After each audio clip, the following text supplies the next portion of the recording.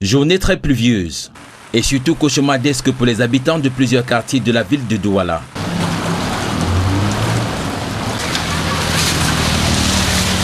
C'est depuis hier 22h30 qu'il pleut jusqu'à... On n'a même pas dormi la nuit. Il y a l'eau partout. À Bonabéry, Grand Hangar, précisément au lieu dit Entrée Matango, nous avons un exemple de souffrance vécue par les habitants du 4e arrondissement de Douala en général.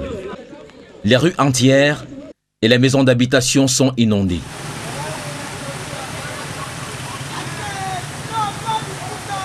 Première conséquence, les activités des entreprises, aussi bien que celles des particuliers, sont au point mort.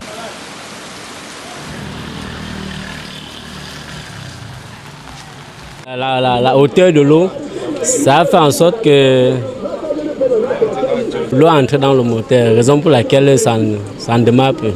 À cause de ces eaux de pluie qui ont pris en otage la ville de Douala, il est donc difficile de rallier deux points de la capitale économique. On est allé au travail là, nous sommes calés.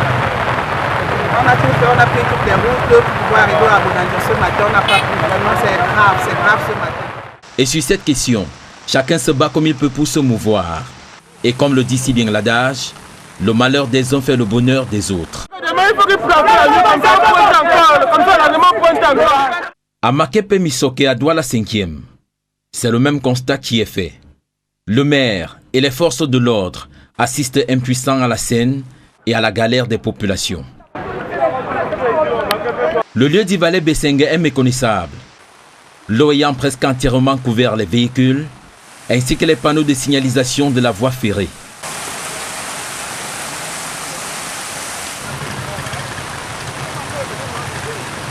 Plusieurs artères d'Aqua, le quartier d'affaires de Douala, n'échappent pas à la furie des eaux, comme ici au lieu d'Ibich ou à la place de la Besseke.